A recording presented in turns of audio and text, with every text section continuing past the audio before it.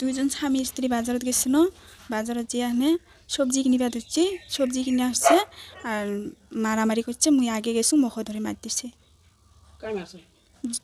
ফার্স্টে আছিল জমির আলী তারপরে রফিকুল তারপরে আফজাল কি ওবান মারিছে গালাগালি পারিছে মানে এইটা সব পুরুষ মানুষ মোটা মানুষ হয় মাইকী মানুষ আছিল নাছিল তো পিছত কি আপনি এজার দিছে থানা মই দিছো যাহার এটা কি নিয়ে বিচারে হয় নই পিছন নাকি আমার দিন এখনো আবেলি 29 তাৰিখ আবেলি 6টা মানত মই মোৰ ৱাইফ আৰু মই সবজি কিনিব গৈছিলোঁ বজাৰত এই সময়ত মানে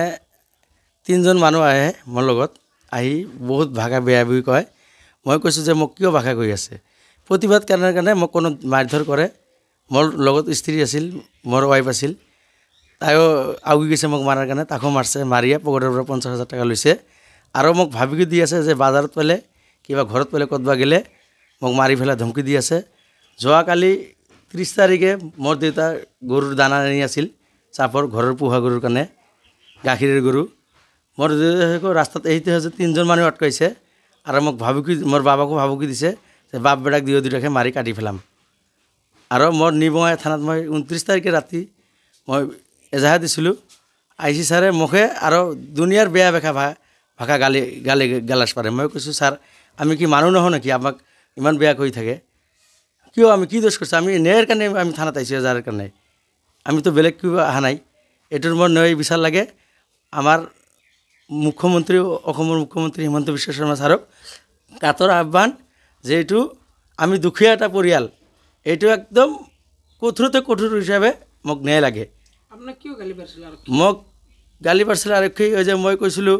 যে ছাৰ আমি গৰীব মানুহ আমাক মেডিকেলত পঠাই দিয়ক আৰু ছাৰে এইবিলাক এই দালাল গলাই গৈছিল থানাত দালালবিলাক কিবা কিবি কোৱাৰ পাছতে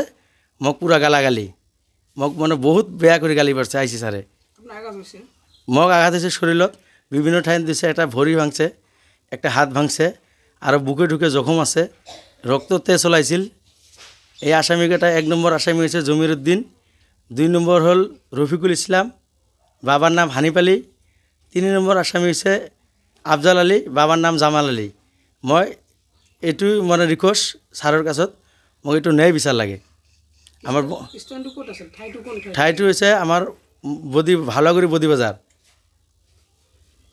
এটা আপোনাৰ ন্যায় লাগে মোক আৰু কি আছিল আপোনাৰ ঘৰত আৰক্ষী আছিল কালি ইংকৰিত কৈছে যে সাক্ষী কৰে লৈ যাবি থানাত